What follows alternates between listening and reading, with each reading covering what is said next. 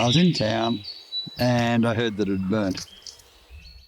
2nd of February, I'd woken up. I was 70 years old. I owned 3 pairs of pants, 4 shirts, some underwear and the boots I was wearing. And that was it. I didn't know anything else. I didn't know that everything out here had been destroyed. I just knew that things had burnt. And when I came out, I discovered everything had burnt. There was absolutely nothing left. It came through a lot quicker. It was a stinking hot day, and it just went through really fast, and there was no warning. Jess and I worked 36 hours straight. We didn't eat, we rarely slept, we couldn't sleep. The fires were all around us. We were a pocket right here. National Parks Ranger came up in his four-wheel drive, telling us that if we stayed we would die and that we needed to leave immediately. And we said no, we're quite prepared to defend and we've got all the equipment we need and we're quite confident that we can fight this fire. And he said you won't be able to. He said it's too big. The fire is so intense and we didn't prepare anything. We didn't pack our bags or we didn't really, prepare to leave. And when we were driving out, we could see our kangaroos jumping through the flames and some of them on fire, and we thought, gee, it's pretty bad. And when we got out to the road, which is about 100 metres from the house, we could see that it was an inferno. There were just trees crashing down everywhere on fire and flames everywhere. So we drove up the main road for about 5 minutes through flames and sparks and embers, and then eventually drove out of the fire.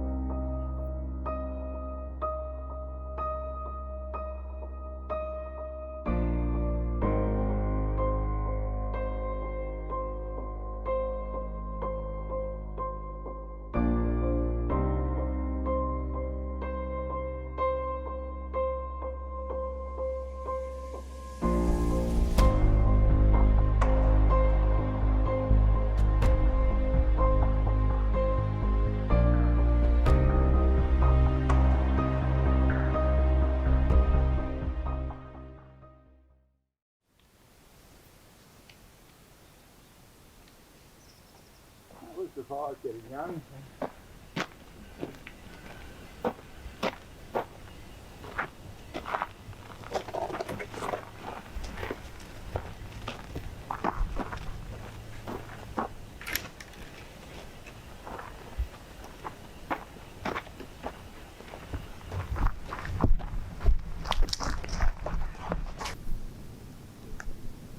My name's John Rock and I'm on a small farm here in Cathcart. It's a 100-acre bush block. I've been everything from a public servant. Then I went into my own businesses in Canberra, ran them for some years. Then went into hospitality. I was in that for about 20 years, running big hotels in Canberra.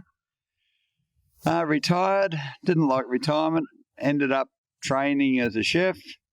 Then went teaching with the education department down in Delegate, teaching primary school children how to cook. And retired about 18 months ago and decided, yeah, I'll stay on the farm. My name's Jill Redwood and I live in Goongerah here, which is a little hidden valley in the southeast of Australia. I came here almost 40 years ago now, and I just wanted to be somewhere where there wasn't a lot of crowds, where I could grow veggies, keep chooks, have my animals. And here I am in this beautiful little Shangri-La. I've got 2 big Clydesdale horses. I've trained them to be ridden and to work in harness. I've got dairy goats, which provide my milk and cheese and yogurt, etc. And they eat the blackberries. Then I've got a dog who I love dearly. And then what next? The geese, flock of geese and chooks for eggs. And then it goes down to guinea pigs in the orchard to keep the grass down. I don't eat any of my animals.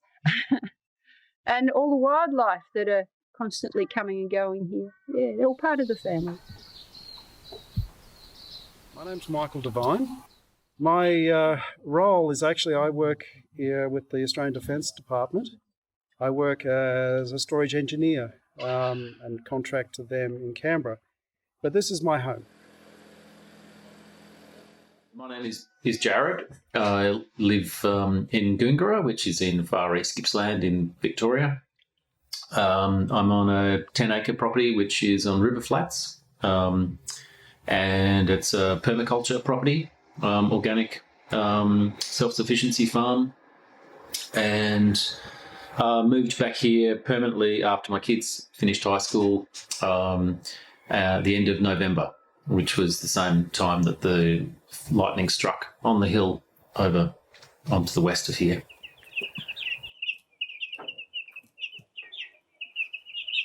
Hi, my name is Mimi. I'm originally from Thailand. Hey, and I'm Peter, and I'm from Melbourne. I've always lived in Melbourne. And we moved here, as Mimi said, in 2014 to have a bit of a change of lifestyle from inner city living. And when we came here, we realised that there was no one advocating for the native wildlife and the forests. So I thought, well, yeah, that's something that I can do. So we started up the wildlife sanctuary, started rescuing native wildlife and raising their orphans, fixing up the injured ones, and then releasing them here on our little property. Yeah, my name's Melissa. I live in Rockton, New South Wales. We've got 100 acres here with Genoa River frontage. We evacuated all my two children. I've got an 11-year-old and a 9-year-old.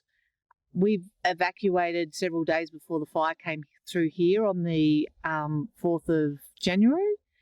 The 31st of, or it was New Year's Eve, I think, there was a fire down on the Victorian border, that big fire. So there were sort of several, that was behind us, so I was worried about it coming through. And plus it got really smoky here for days beforehand, and it sort of went red and sort of dark at like 4 o'clock in the afternoon. And so visibility was really bad. And we lost internet, satellite internet here. And I just didn't feel comfortable staying here with no communication or no warning, no way of any warning if the fire was coming through. We're also surrounded by pine plantation, so I was very concerned that we would get trapped down here, and it was just a death trap. So we made that decision to get out.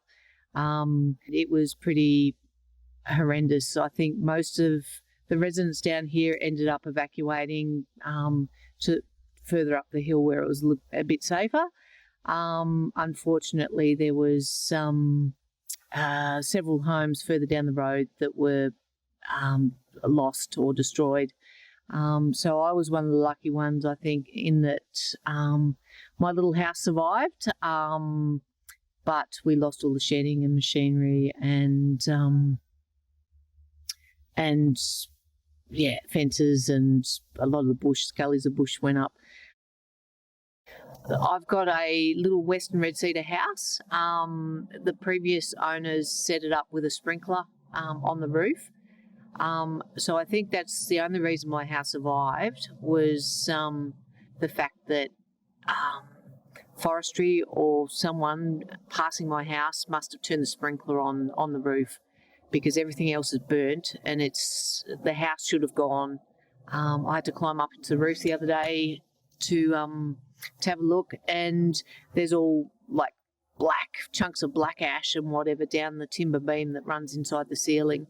So I don't know how the house is still standing, but I'm very grateful it is. And as far as I'm concerned, it should have burnt.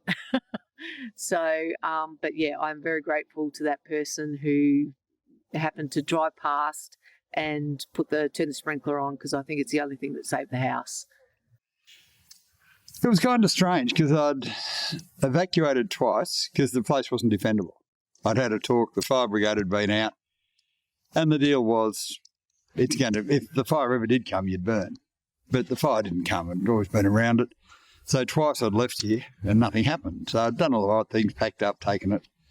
Third time, I went with a mate, didn't bother to take anything. And I got caught in the fires when they came through. Took out the house, the outbuildings, everything on the place got burnt. Having been a horrible hoarder all my life, I had a huge amount of paintings, statues, Christmas decorations. I was the monster for Christmas decorations. Every year I used to buy a really special decoration. We had paid a lot of money for an electronic one or whatever. But all the photos I ever had of everything I've ever done in my life all got burnt. So I have no history, I guess, as far as that goes, because the photos I'd taken, I'd also put on my computer, and to save room, I'd put them on thumb drives. And of course, all the thumb drives and the computers all got burnt as well. So all that has vanished. So as of, my history goes back to the 2nd of February, and we start again from there. The odd photo turns up on Facebook, it's a memory or something like that. But as far as family photos or the children growing up or anything like that, all gone. So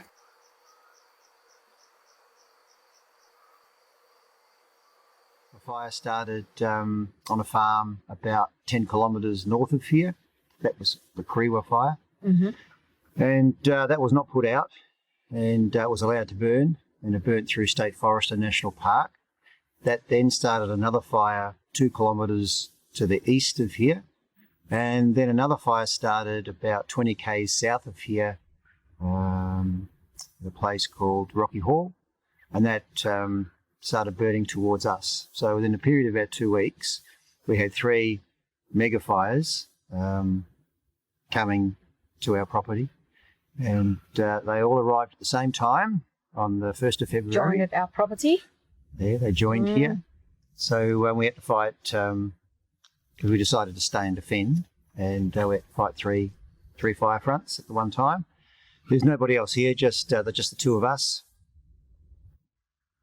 When the national park guy came, when he said we have to leave, we quickly grabbed joeys that we put inside the house.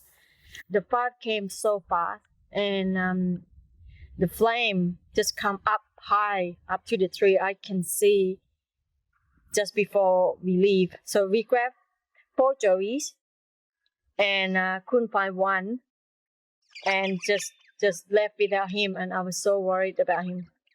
Just couldn't see him anywhere. He was supposed to be inside his pouch, but he's gone. He'd been walking around in the house. Yeah, it was really hard. It was so hard at that time. I knew it was going to be a really bad year for bushfires because it had been dry. So I prepared a lot of things. I put sprinklers on the front of the house. I put, sand socks in the gutters and filled downpipes, filled the spouts with water. Everything was ready to defend the place. And when it did come in, it came in across that hill over there. You could see it coming over the ridge top, and then it was spotting everywhere. Just the burning bark and leaves were just igniting things all around. Burnt down the hill, burnt along the road, burnt along the river. There wasn't anything that wasn't sort of alight, except for this little patch here where I managed to protect 6 sheds, 3 dwellings, and lost two sheds, the early ones, the one I used to live in when I first came here for 8 years. That was a bit sad. But yeah, it was quite a task, but I managed to save what I'd built up over almost 40 years here. But I did do a lot of preparation. Lots of mowing and then watering the grass and growing it. So from November through till when the fires came at the end of December, I'd mow the grass all the way around my green zone and then water it. And so it would come back green and lush, so that if there was ever any embers that fell on the grass, there wouldn't be anything that it could catch alight with. So I did that with a circle all the way around the cottage and the workshop and the house. And the gardens were already like that because there was poultry in there and it was pretty wet already. But before the fires, I hadn't got the bunker here yet. And so my kids said, look, don't risk it, you're on your own. And, you don't know how bad the fire could be, so come back and get out of there. So I did. I left the day before the fires came, and then I was effectively blocked out, couldn't get back in again once the fires came through. And because the road for 70 kilometres down to the south was had all been impacted by fire, there was fire still on the roads, etc.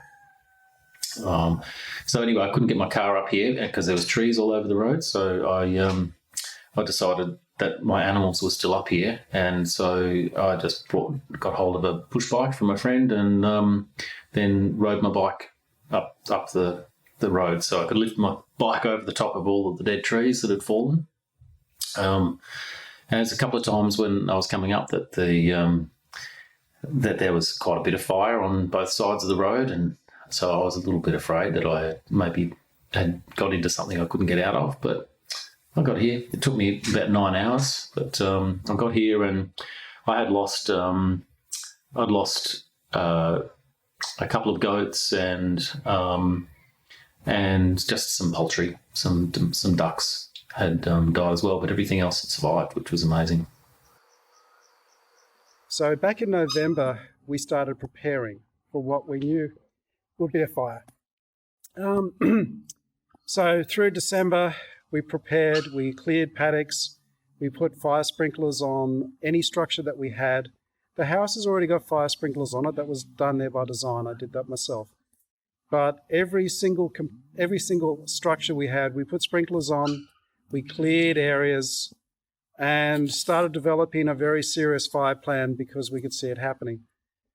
Around about mid-January, the fires had gone down either side of us, and we thought, oh, that's okay. Maybe we've missed it. We had a bit of rain, and we thought, no, this is good. And then about a week later, it stopped raining, and the fires started in an area just up the road here. Words can't describe this.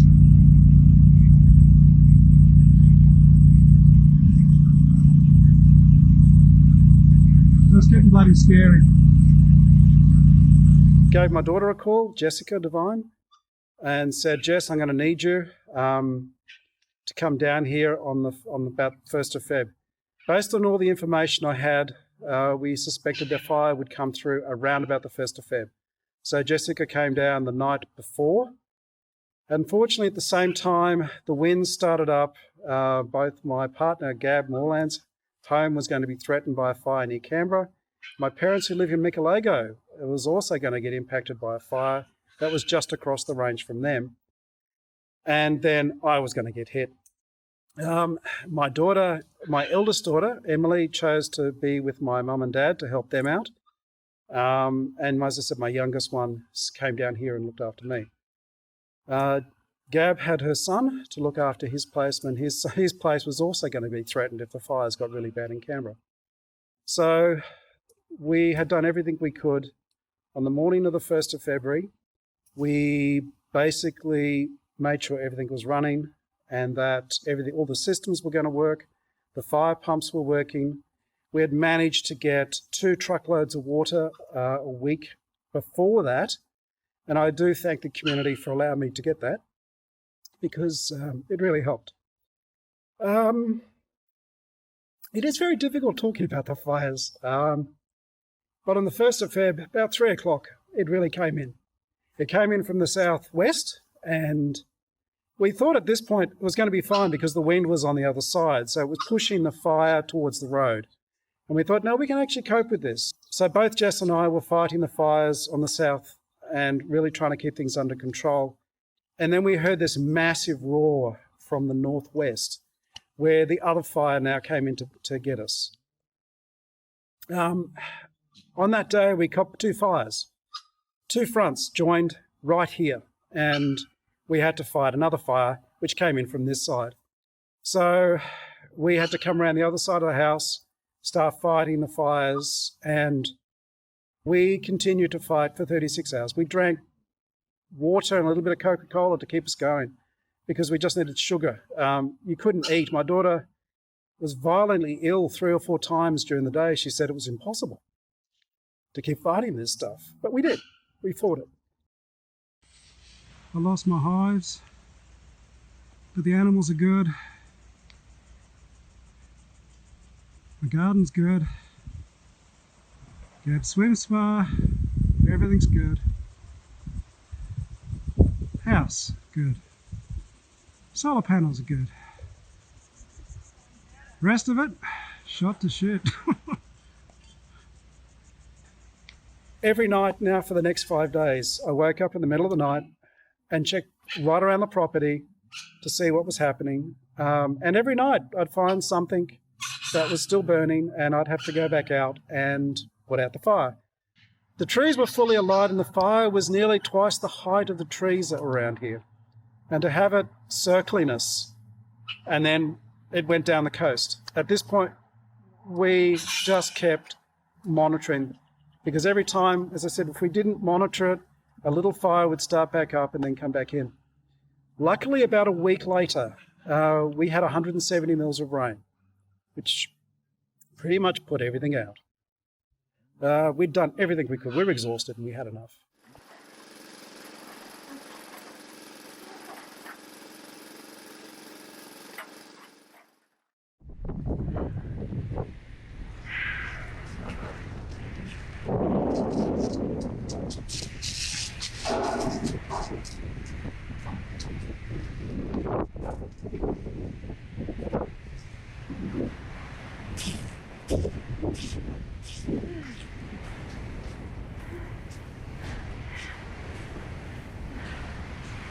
No.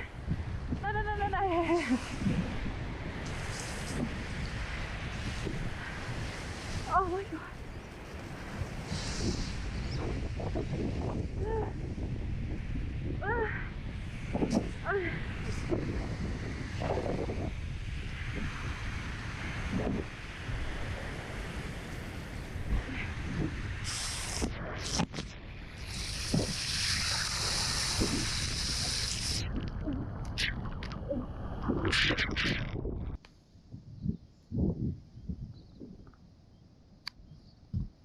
Whoa.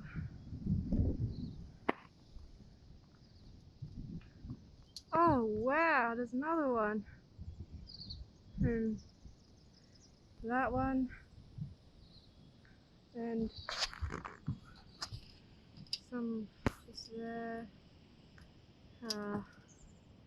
So I'd gone for 2 days, and because the fire was still burning, and it burnt for another 2 days, so we couldn't come back until it was a little bit safer. So after 48 hours, we thought that's enough. It wasn't even 48, maybe 36 hours.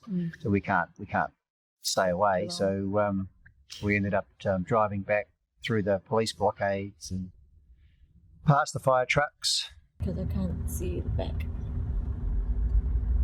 Oh my god. The walkway made from plastic, all melted.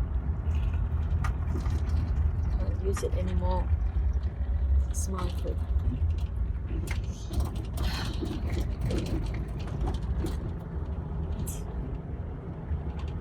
It's so sad. Nothing left. Camping ground all wrecked. So once we realised that the house was okay, we immediately started searching for our animals. Even though at that time you still spot fires around the Well, the property. place was still on It's fire. still on fire. Yeah, there was fires everywhere. But yeah, we started looking and searching for them, and we found 2 in the vegetable garden that had badly burnt. So we grabbed those and brought them inside and sedated them, gave them pain relief, treated their burns with the limited resources we had, then searched for more. It's all right, boy.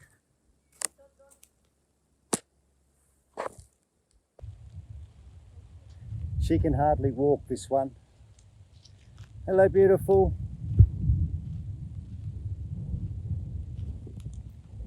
Hello, beautiful. A few others came home that night, and later that afternoon they came back with burns, so we dragged them inside. So I think in the first day we probably rescued maybe a dozen. Not all of them survived. Some needed to be euthanized. They were so badly burnt and needed to be put down. And then probably for the next 6 or 7 days, because the fires were still going, so it was really difficult to get assistance here. It was too dangerous for people to come and help. So it was just us two. When we first came, like a week after we came back, the place was so quiet, and I felt like in the middle of the space, it's just so quiet, so scary quiet. Yeah, no insects. No insects, nothing. No birds. Nothing. Absolutely nothing. It Dead was- silence. It was scary, but thankfully, everything's look. These birds coming back now, and the live birds the other day, and which is good, make me feel great, and some frogs. After the fire, we had flood as well, so everything started to come back slowly. So it's good. The exact figures escapes me at the moment because there are just so many. Mm. There could be 25, 30 animals, mostly macropods. So we're talking kangaroos and wallabies because they can move quickly. Trouble is, though, even though they can move quickly, they had to move through fire ground. So they had to go through fire to get to safety, and that's where they sustained their burns. So, of the animals that we had here in the sanctuary, we're lucky if 10% survived. The rest all perished in the fires because it was so intense. Over 1 billion animals died. 1 billion. It's, Just because of this bushfire. that's why the this forests are last bushfire. quiet. Yeah. Because all the animals are dead. 1 billion in a 6-month period. So, and of the ones we rescued, there were always issues with the vets on how to treat these animals because, unfortunately, we found that the vets, and this is most vets in Australia, aren't trained to treat marsupials. They're used to cats and dogs and sheep and cows. That's what they train them for at school. So their knowledge of Australian wildlife is very, very limited. So they weren't sure on what painkillers to give them, what drugs to give them. It was good they listened to me, even though I'm not a vet. I have extensive experience looking after macropods, kangaroos, and I know what drugs you can and can't give them. So they would suggest something, and then I would say, well, look, perhaps you should use this instead. And they're all very accommodating. They said, okay, yeah, we'll use that drug if you feel that's not going to compromise them. So that was good. So we lost a few to had to be euthanized because they were so badly injured. So the survival rate was pretty good. I reckon it's probably about 30% of the animals that were treated survived. And now they're being released. So 4 or 5 months after the fires. Still find the injured one that we miss or Yeah, there are still injured animals out there, but it's too late for them. So he's got a fracture of his tibia. Tibia fracture. Tibia, yeah, which is normal. You can fix a tibia. Yeah. You fix it in humans. Why wouldn't you fix it in Exactly. in an animal? Yeah. Because nobody wants to spend the time or the money. Yeah. He's a good boy. So cute. I like his muscles here, the chest. They're actually muscle. glands. Oh. I know it's really cool to say he's got muscles. He's got he's got pec muscles, but they're glands. They're, so when they're big and strong, that means that he's healthy.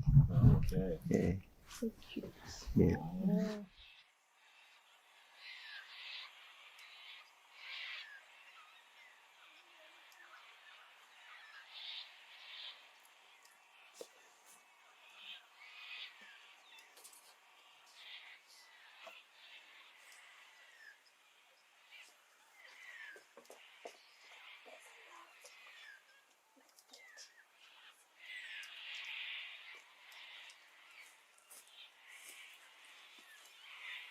Where we live is a kilometre above sea level. It's known as a wet montane forest. It's where all the wetlands are, where the peats are. This place is not supposed to burn. It's just too wet. And one of the reasons why we bought here was because the bushfire risk is very, very low.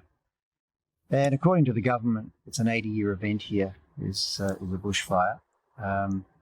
But that's with a modified environment where they've done logging and where they've done land clearing, farming. It will be an 80-year event. Without that, you're lucky if it burned every hundreds and hundreds of years. The ground's just too wet to burn. So when the fires came here, it was very, very surprising. We're surrounded by state forest, which is logged regularly. So they take out the big trees, leave the little tiny saplings there, which are just fuel for a fire,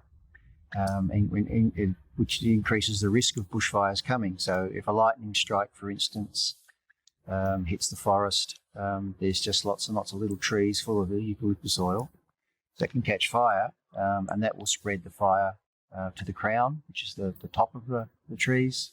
And that's what happened here. So, you know, with the drought and with the drying of the forests here, there's no doubt in my mind that it's all driven by a change in climate, which is driven by global warming. No two ways about it. Probably, I think the drought and just being so dry has been a major contributing factor to the fires here. The other thing is too, in previous years, we do get it is a fairly high lightning strike area, out sort of particularly down towards the Victorian border, or the other side of the Victorian border. So when there is an awful lot of bush and country there, timbered country. So we get a lot of fires from bushfires, from lightning strikes. I'd come from Victoria and the Yarra Valley, and we had the Black Saturday fires. I think they got to within 5 kilometres of where we lived. Our property didn't burn down in the Yarra Valley, but it was close to, got to within 5 kilometres of our property down there. So, and there's a lot of bush, like big tall trees and bush, and it just, went through and just, a lot of destruction. A lot of people lost their lives. And it's just part and parcel of living here. It's always something you're aware of, you know, that, there is that risk that, at some stage a fire's going to come through. When I first came here was 1983, and that's because a bushfire had burnt me out where I lived further east in a little valley there. And I was hoping I wouldn't ever have to go through that again. I was right in the centre of that. In fact, I was evacuated from a fire tower at the time. In 2014, we had another one. 2003, we had a fire that was threatening us, but it actually never got to us. That burnt out part of the Snowy River National Park. 2014, the fire came. It was actually on 3 sides of us: Mount Jersey, Ellery Creek Track and Joyce Creek down here. So we were surrounded by fire, and that went for about 8 weeks. Luckily, it didn't come in the big whoosh that it did this year. That was driven, I'd say, by extreme climate conditions, extreme drought for years. And after a forest is burnt, it just becomes more flammable. It seems to lose its natural fireproofing, fire resistance. Like you get your ferns and your damp understory, and then that keeps the moisture in the soil. And once you've had a fire, it takes out a lot of that, and it takes a while for it to regenerate. So the 2014 fires, I think, dried up the landscape a bit, changed the vegetation makeup. And after the drought and another severe bushfire season, it just came at us in a massive fireball, really.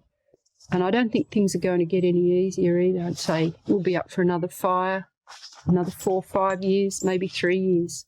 It's part of life now, sadly. You know, the fires do come through the forest on a fairly regular basis. And we are noticing that it is getting, it's getting drier for too long. The Australian bush catches on fire. It's always been designed to do that. Is it getting worse? I don't know. I think it is a little bit.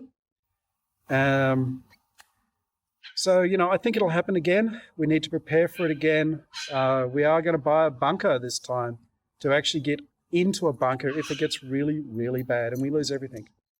Through a series of very fortunate events, we managed to save this place. But really, if we had a massive wind behind it and we didn't have the help, there is no way I could have saved this place.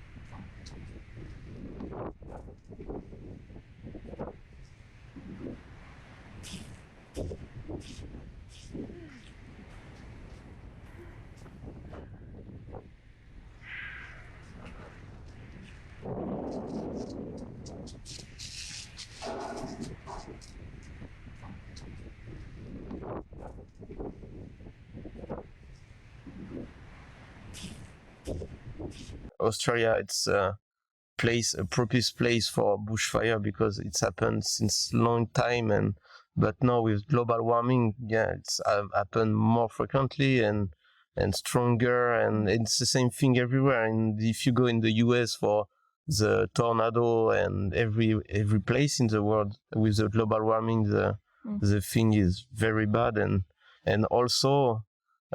In Australia, he got a lot of big forestry company, and he put a pine tree for make a wood for construction. He used a lot of wood everywhere in Australia. And the plantation tree is not because there is plantation, there is fire, but it doesn't help. There is some plantation here in this area. We know this kind of plantation doesn't help. So if there is a fire and you have a plantation like that, the fire going to be a lot stronger. No doubt that climate change is affecting the southeastern corner of Australia, just like it is most parts of the world. I mean, you just have to look and see what the fires that are happening in Russia and the US, and it's incredible how much of the landscape is starting to burn. And there was areas of bush through here, forest through here that hadn't burnt for thousands of years, and it was so incredibly destructive. It's not business as usual anymore. This is all completely different. About it. Now we have to deal with this every year. The threat of bushfires coming. The fire season usually starts in September, I think it is, around here. It's now starting 1 to 2 months earlier. So, we're getting fires in the middle of winter, and the fire season is longer. It's supposed to end around March. I think March the 1st is the official end date. We still had fires burning here in April. Yeah. So, you've got an extra 1 or 2 months either side of a 6-month fire season. So that just leaves you with 3 or 4 months of the year where there is no fire danger. And that is unheard of, especially for a montane forest like this. World governments that are in the pockets of the fossil fuel industry. That's what's driving this. There's no rationale, there's no science, it doesn't matter what you present these people, the governments, they don't change anything. They keep digging up the fossil fuels, keep creating more greenhouse gases, keep cutting down forests, which are the planet's climate moderators. And now they're saying, okay, well, if we can't dig up coal and extract oil and gas and burn it and create a hotter climate, we'll have to cut down forests and throw them into electricity furnaces as renewable energy. Well, that is just increasing. I don't think there's another way that anybody could make this planet hotter than by what's happening now with all of the world governments. Democracies are not democracies. 2020 is like bringing in this new era where we all adjust. Something has to change. You can see it with with all of the protests in Hong Kong, and then student strikes that are happening across the planet, and now the Black Lives Matter. There's an unrest that's happening that is something's just not. We've gone too far, and we've got to somehow turn it around to be regenerative rather than forcing all of the profits and all the surpluses up into just the elite rich people. The Aboriginals were here, the First Nation people, the Gunai-Kurnai and the Bidwali people were here for, 50 or 60,000 years looking after this country and never let it get like it is at the moment. So, yeah, we need to take note of what's happening with our environment around us, no doubting it. Yeah. There is a couple of things. I actually made a contribution to the Federal Royal Commission on the fires this time. And one of the recommendations I've put is that we need to do regular burn-offs. The Indigenous population knew how to look after these forests in a way by doing small-scale burns. When it's fairly, when it's wet, when it's not dry, when it's easy to control, small-scale bushfires mean that pockets of vegetation have already been burnt. The fires can't go forward. They cleared a 6-lane area up near Bombala. The fire jumped that. So, I'm talking large areas that need to be actually burnt on a regular basis to enable us to live here. And one of the things I've noticed, that for 2 people, we managed to keep a fire away from a very small part of this forest. They've survived, they haven't been damaged, and that's only 2 people fighting a fairly large fire. If there were small-scale fires through this area to clear it all out on a regular basis, the big fires can't come through. We need to be friends with the fire. We need to understand it. The trees here were designed to live in fire. So you need to understand the bush and you need to really work with it and live with it.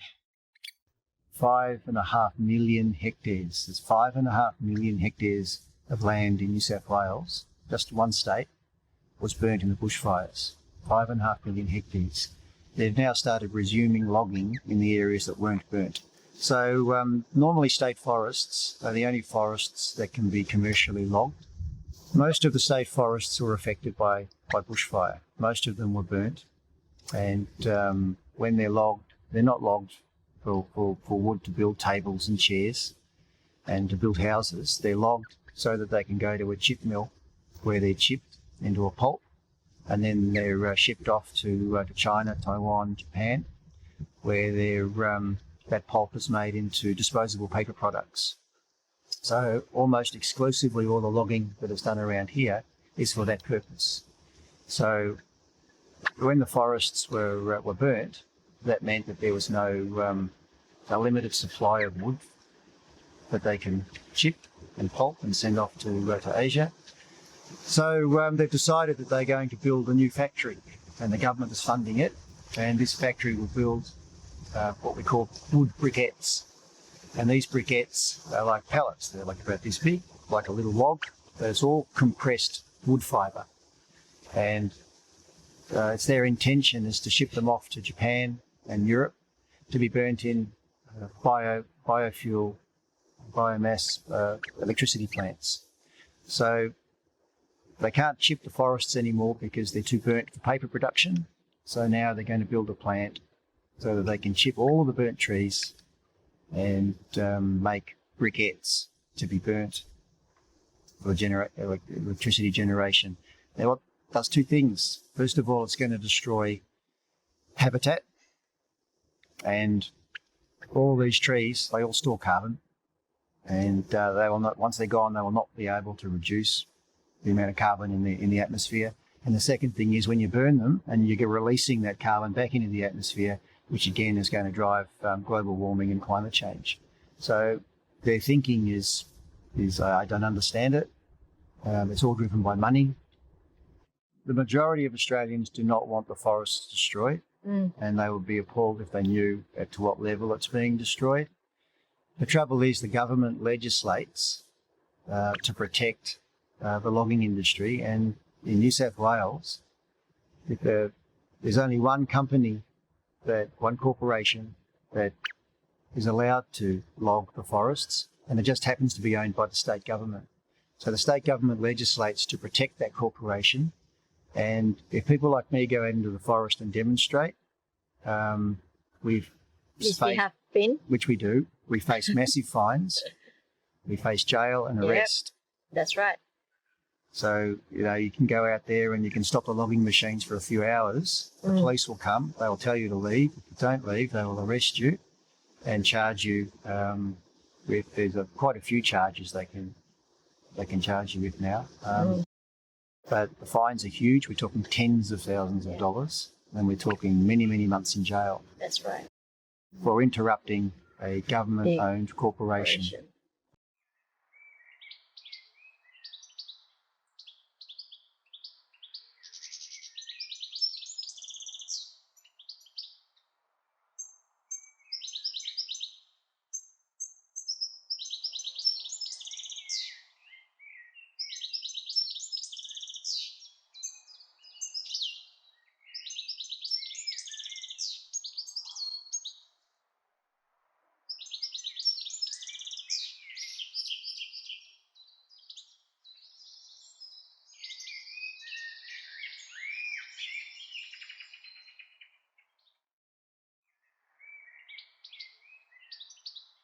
So I would suggest that people who have the vote don't waste it.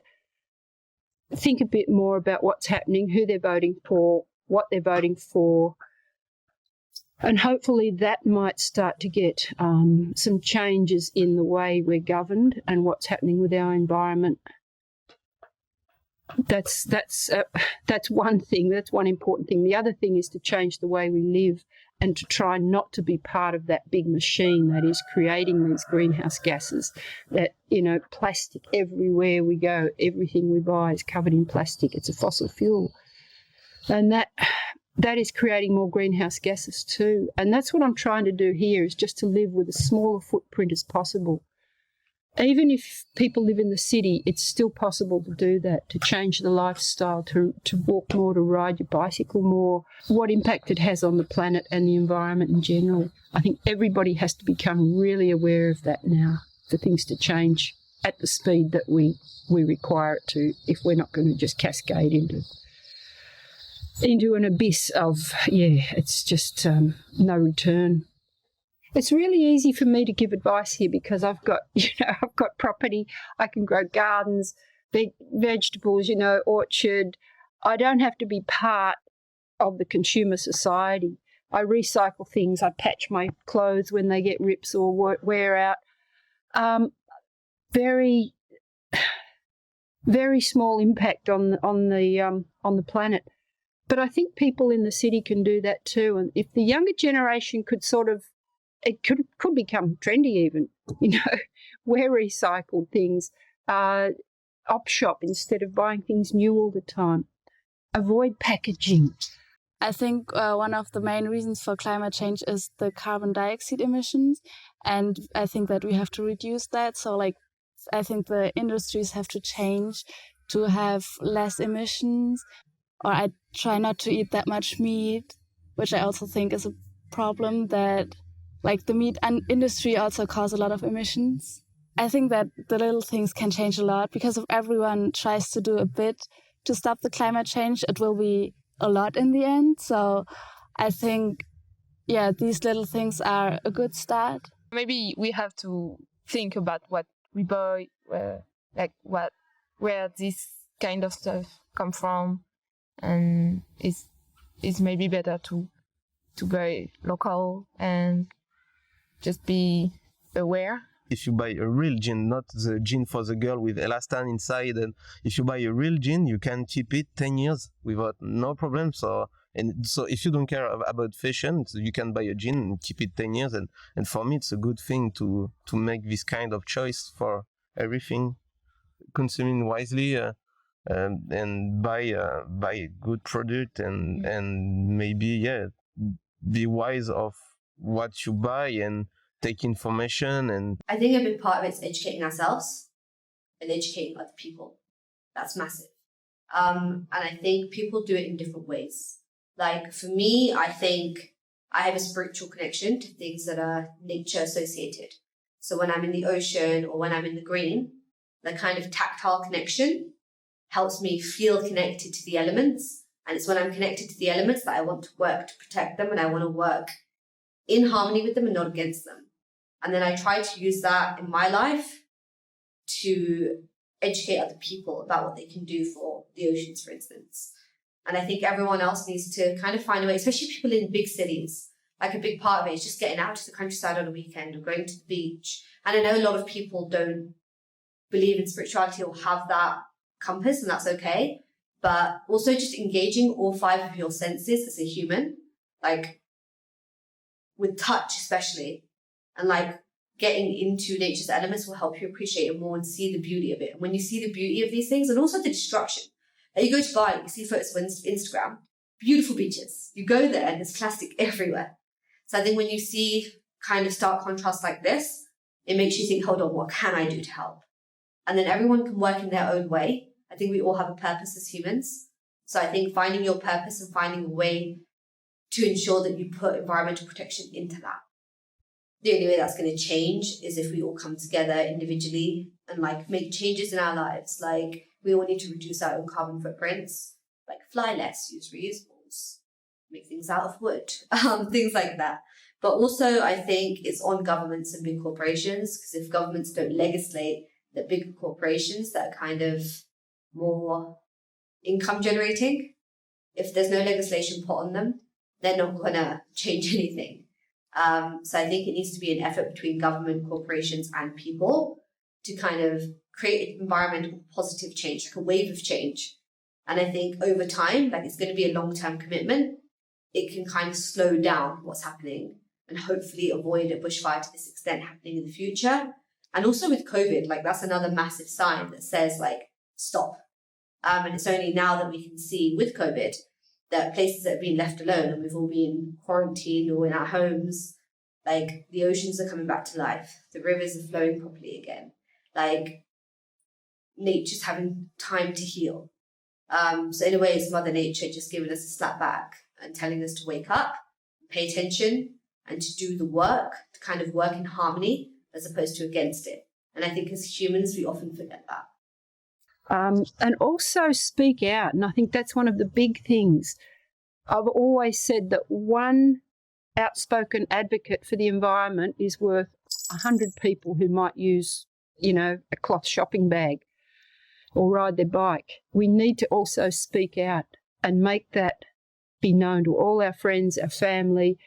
Don't be afraid to ring up Talkback Radio, to write letters to the paper, to contact your local politicians.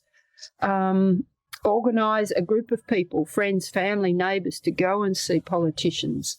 Let them know that we're not happy with them, what they're doing. So get active. That's another big thing I think people can do, is get active, speak out, speak for the planet, speak for those things that can't speak for themselves.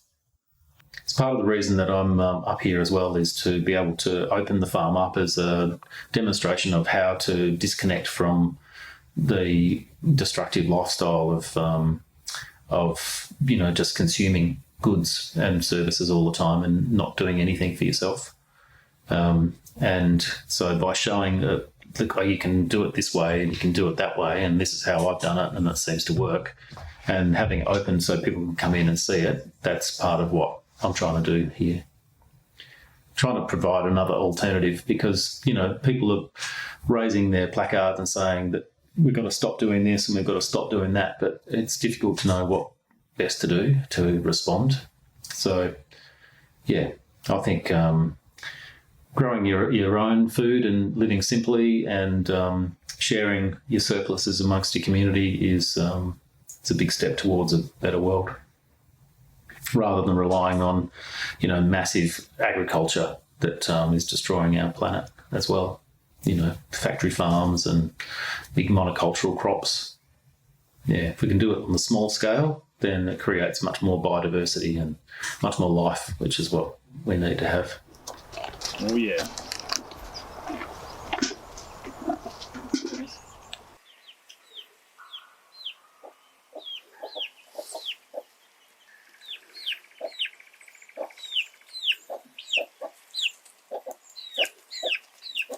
Yes, the fires went through, and then 2 weeks later, I went to have a biopsy because I'd had a lump in my breast, and found out that I had breast cancer. So it's been pretty full on for me for the last sort of 5-6 months. To reach rock bottom, just be burnt out, and then I had relationship breakdown sort of July last year, so just felt like I'd lost everything, and just sort of in a time when we've had like COVID-19, and in one way it sort of brought the worst out in a lot of people, like with all the toilet paper hoarding and that sort of thing. There's a lot of people out there that it's just brought the best out in, and just I've been blown away just by the support, and like even complete strangers, and just I've got these beautiful quilts, and like they've been sent down from Darwin from these quilting groups, that these women that make these quilts, and another from Cooma, and and Queensland. And it's just, these quilts have been made with love, and they just, it's just, blown me away, just the generosity and the thought and just, the love that we receive from just, community and complete strangers and Blaine's Aid and just, So, I feel very blessed and very grateful. I think the fact that everything went probably made it easier. If you'd only lost a third or a half, you'd be saying, oh, why wasn't it so-and-so? But because everything went, you've got to start again with nothing. And that's an easier way to do it than starting with a bit. I'm fascinated with Blaze Aid. I really am. That the amount of time people are giving up for other people, I don't know if I would. Really, that's being dead honest. I'd like to think I would. But I just think it's incredible. I really do. It's such a nice thing to do. I love the fact that everyone comes from everywhere. I am disappointed that there's no young Aussies, that they just don't volunteer, and that's the country we've now developed. I think I've lived through the best parts of Australia. I really do. That when I was younger and stuff, people did volunteer, people did help. They were always there.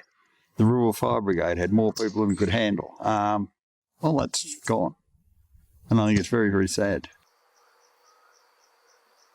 We haven't been deterred by the fires. We're still here and we're still rescuing animals. And we've been very lucky to get assistance from another foreign organisation, Humane Society International. They have an office here in Australia. They're set up here and they've been fantastic. They've been able to fund the rebuilding of our fences and the rebuilding of buildings that have been destroyed for the animals. And another organisation, Blaze Aid, they've sent volunteers from overseas here to come and do all the labouring work.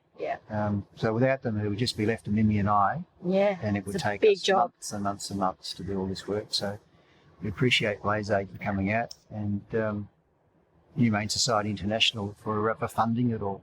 We couldn't possibly afford to pay for it all ourselves. It'd be impossible. This is all donations mainly from Humane Society Internationals, and some donation bits and pieces. People think carers just looking after animals and cuddles them and give them bottles. They're actually sick all the time. So you have to make sure everything ready for them. So this is all their towels, their pouches. So at this point in time, we've been rebuilding. And as I said, I thank Blaze Aid amazingly for the work they've done. The fences have all been removed. Lang O'Rourke removed all the old shed. It's just been huge. It really has been huge. All of the people that have helped, the professionalism that has come through for the recovery, the huge donations that were made.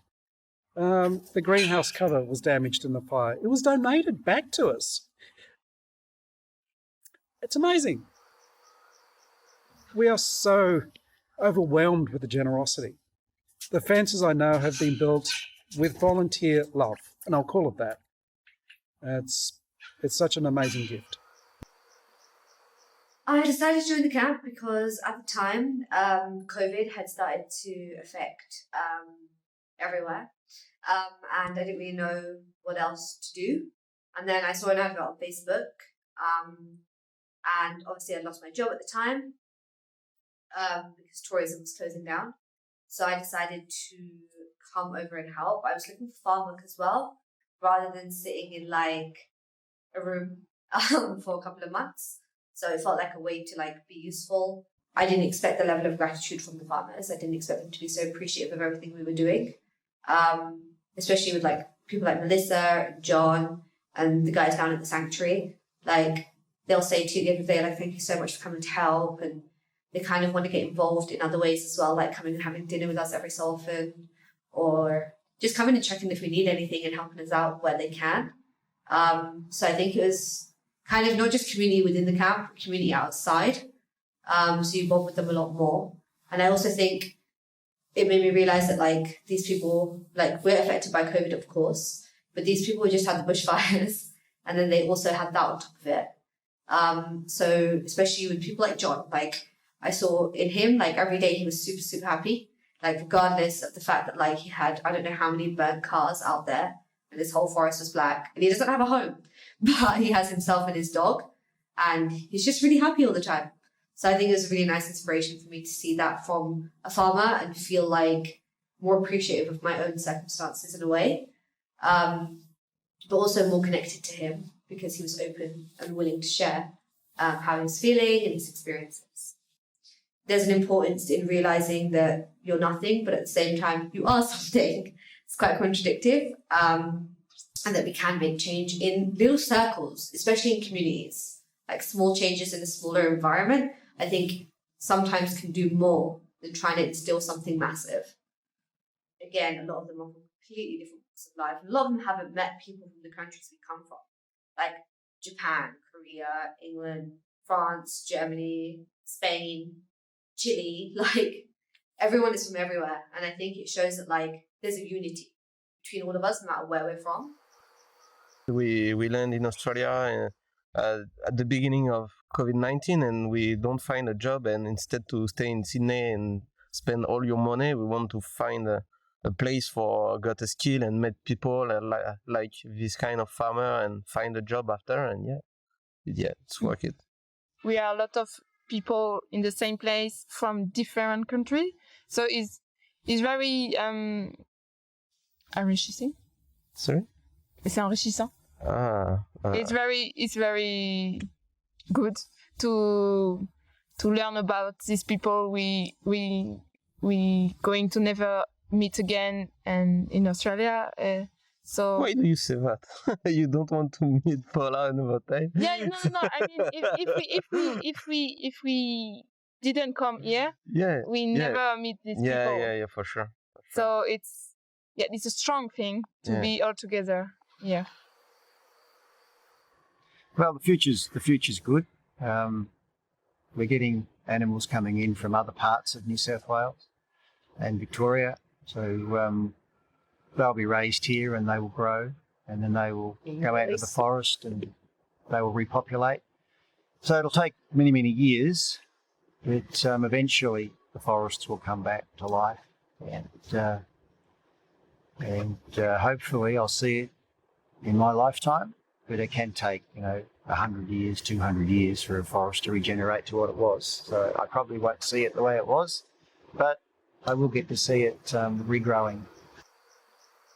I feel like I've had a wake-up call, and it's time to assess life and I need to find a bit of balance with it. I think we had a business and it was just, our life was pretty fast-paced and just go, a lot of stress and that sort of thing. And I don't know, I'm just at that point where I just want to live. I want to, spend some quality time with my kids and make some memory, or like really good memories, and just have time to be able to sort of stop and smell the roses and just, appreciate and love life.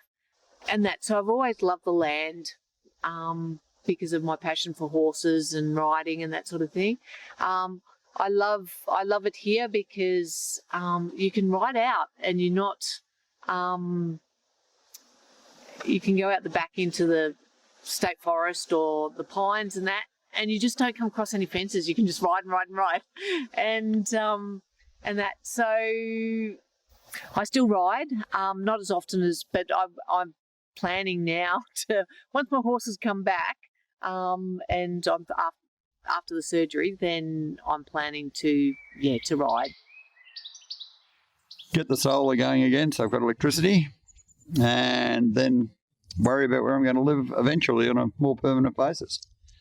So I'll get some containers in, or whichever way it's going to go, and just re-establish and start off again. I don't ever want to be one of those people who sits around in old age saying, I wish I had. My life is always one where I say, why the hell did I do that? And I much prefer that I've sort of done what I want to do. And yeah, sure, you got regrets because there were some dumb decisions, but what the heck, at least I did it. And that's been the fun of it. What my biggest fear is that the government will turn around and say, no, you can't live here. We can't insure your place, you need to move. And that's the place that we live in here is beautiful, and I really, really love it here. My partner does, my children love it here. We need to understand it. We need to work out how to manage these fires. And if fire's part of my world, then so be it.